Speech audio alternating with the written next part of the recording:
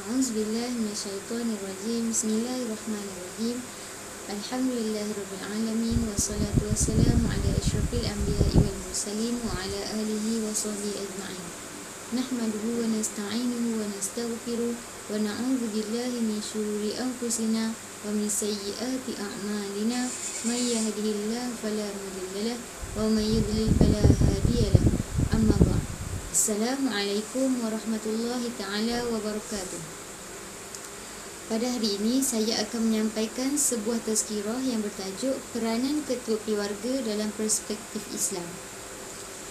Muslimin muslimat yang dihormati sekalian, seperti mana yang kita ketahui, institusi keluarga adalah merupakan asas sebuah masyarakat yang memainkan peranan penting bagi melahirkan generasi yang bertakwa dan beramal soleh.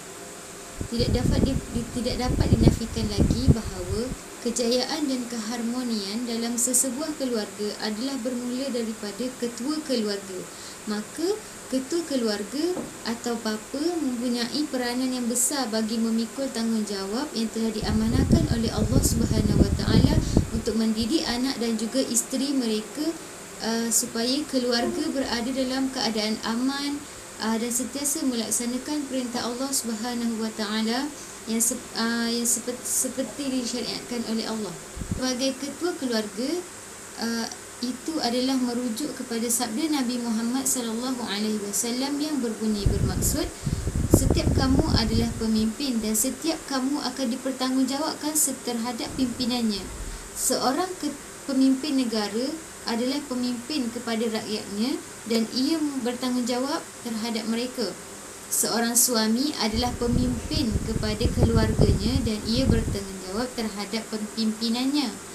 Dan seorang wanita adalah pemimpin dan ia bertanggungjawab terhadap rumah tangga suaminya dan ia bertanggungjawab terhadap pimpinannya.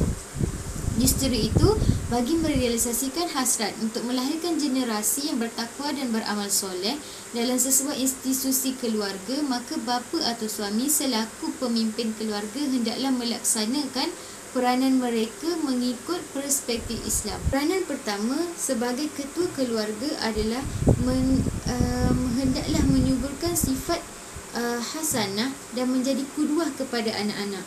Menginginkan sebuah keluarga yang bahagia dan harmoni adalah impian semua manusia. Orang ketua keluarga, mereka perlulah mempamerkan akhlak yang baik dan tauladan yang baik untuk keluarga mengikuti dan dicontohi oleh anak-anak dan isteri serta menjiwai dan mengamalkan sifat-sifat mahmudah. Namun pada hari ini kita sering melihat gejala sosial dan keruntuhan akhlak di kalangan anak-anak kian meruncing akibat daripada masyarakat yang kurang menjiwai dan menjaga akhlak seperti mana yang telah dianjurkan oleh Nabi Muhammad SAW. Lantaran itu, anak-anak yang tiada contoh yang terbaik dan diikuti akan mudah terpengaruh dengan budaya sekeliling mereka yang tidak baik seperti budaya barat dan sebagainya. Tekanan tentang adab yang baik dan serta budi bahasa yang kurang ditekankan mengakibatkan kita sering mendengar perkataan kesat, lucah dan kasar dipertuturkan oleh anak-anak terhadap masyarakat sekeliling. Maka peranan sebagai ketua keluarga tidak perlu dipandang enteng dan sangat besar dalam menjadi contoh yang baik bagi menjamin kebahagiaan dalam keluarga. Seperti mana yang telah disarankan oleh Rasulullah SAW, muliakanlah anak-anakmu dan tunjukkanlah kepada mereka adab-adab yang baik. Sebagai ketua keluarga adalah memberikan didikan agama kepada anak-anak. Mempelajari pendidikan agama Islam adalah amat penting bagi seorang suami, bapa atau sebagai ketua keluarga untuk mendidik anak-anak dan membimbing isteri agar mereka berpegang pada syariat Allah. Jika seorang bapa tidak dapat mengajarkan ilmu agama kepada anak-anaknya, maka ibu bapa wajib menghantar anak-anaknya kepada guru agama untuk mereka mengisi ruang rohani mereka mengenali Allah.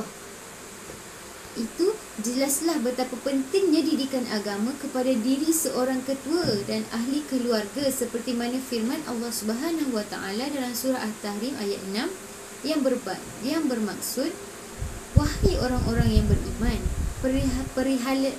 peliharalah diri kamu dan keluarga kamu dari api neraka yang bahan bakarnya daripada manusia dan batu. Penjaganya adalah malaikat yang kasar dan garang, dan mereka tidak mendahului Allah terhadap apa yang diperintahkan kepada mereka, dan selalu mengerjakan apa yang telah diperintahkan kepada mereka.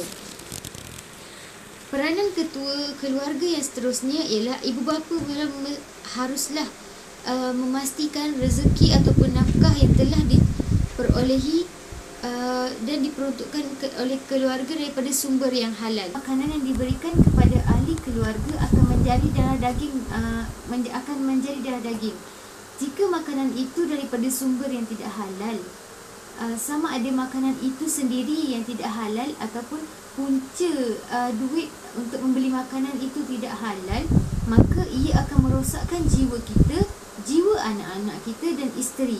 Berpunca daripada makanan yang tidak halal inilah akan menyebabkan perangai anak-anak akan menjadi teruk dan tidak menghormati ibu bapa, mengeluarkan kata-kata yang kesat, dan sekaligus boleh membuatkan anak itu membawa kepada anak yang derhaka. Oleh itu, amat penting bagi ketua keluarga dan ibu bapa menjaga punca rezeki serta makanan agar cahaya keimanan mudah masuk di dalam hati anak-anak. Seperti yang sabda Rasulullah SAW, setiap daging yang tumbuh dari bahan makanan yang haram, maka api nerakalah lebih layak baginya. Okey, peranan yang terakhir sebagai ketua keluarga adalah bapa haruslah memperuntukkan masa bersama ahli keluarga dan memberi sepenuh kasih sayang. Meluangkan masa untuk anak-anak dan isteri adalah amat penting bagi institusi keluarga agar bapa dapat mengetahui masalah-masalah yang dihadapi oleh anak-anak dan isteri, khususnya anak-anak itu sendiri. Ibu bapa haruslah bergaul mesra dengan anak-anak supaya kita tahu masalah pelajaran, masalah sama ada masalah dengan rakan ataupun sebagainya, supaya anak-anak selesa bersama dengan kita.